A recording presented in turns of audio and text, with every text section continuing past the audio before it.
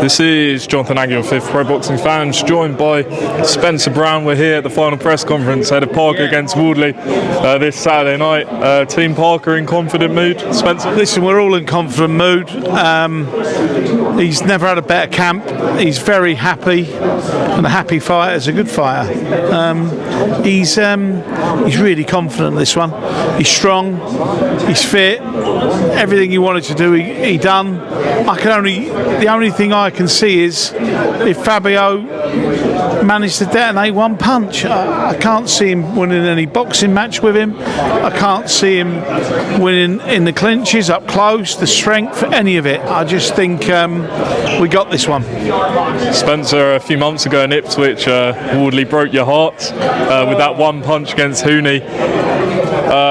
Is that still a concern for you? You know, that one punch that Wardley's got. Look, you wouldn't. Thomas Scriber there. Yeah. Quiet down a little bit, will you, Thomas? Please. I'm trying to do an interview here. Right.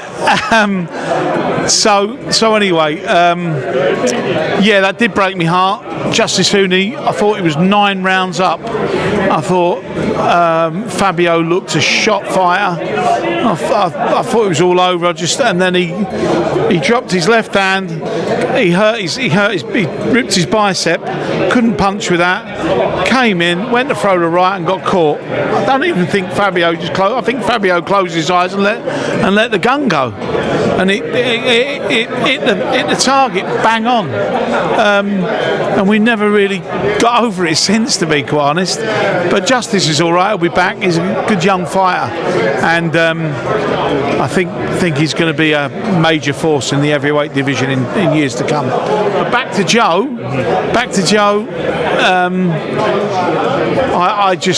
Joe's chin's granite as well. That's what I like about Joe. He's got a granite chin, and if he does come down, he goes pops straight back up. Now, Usyk said that he's continuing for 3 more years. The WBO said he's got to face the winner or vacate. Do you expect the fight to happen between the winner of this? I do. I think there's a lot of options where it could happen. I think Saudi Arabia might have an interest in it. I'd love to find out whether they've got any interest in the fight.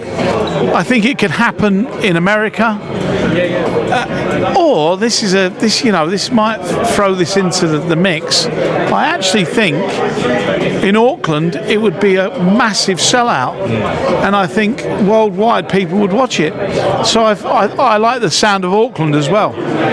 Joe's a major star in New Zealand. Yeah. Spencer, just a few things away from this. As I understood it, you guys were in advanced talks for Chisora against Miller, who you represent. But it sounds like, well, at least according to David Hay, that it's going to be Whyte Chisora 3. What can you tell us?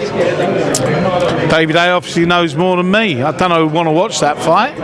I'm not too sure, but after what happened with Dillian last time, but I don't know. Maybe there is a taste for it. But we signed the contract. We've done everything we were asked to do.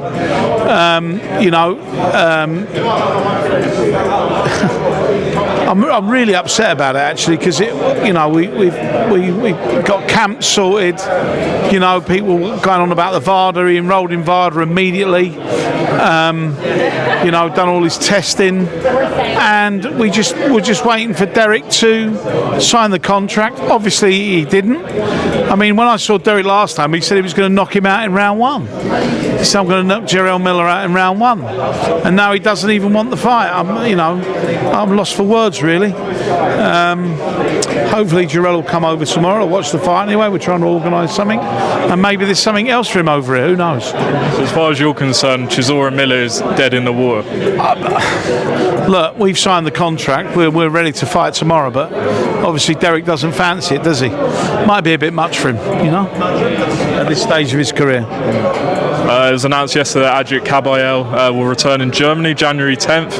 No opponent named, but are you working on something? Yeah, we've got 3 different opponents, and there might be a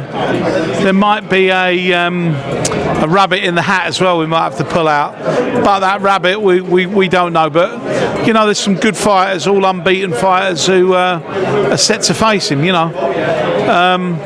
We were going to go down the Neeson Heiser route, but unfortunately, I think the demands, the money demands were too much, and that looks like that's dead in the water as well. So now we've got 3 different opponents. Okay.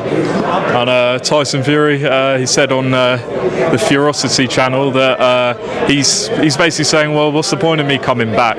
Even though Frank said he held talks with him and he thinks he's going to come back. What can you tell us? Is he going to come back next year? Look, he's busy at the moment. All this speculation that he's coming back or he's not coming back. He's very busy. I think if you asked him the same question next year, I think, could there be a different answer? I don't know. He seems very happy at the moment, but I know that the Saudi Arabians, who he first done his big contract with, are trying to court him at the moment to come out, and they seem to get what they really want in the end. But it take a big sum of money and his appetite to return. Maybe he's got an itch that he wants to scratch. Who knows? Where do you think British boxing is in at the moment, given the fact we've had no Tyson Fury fight this year, no AJ fight this year, Usyk's had 1 fight, and with Dubois. To be honest, I think we're in a transitional period, aren't we? With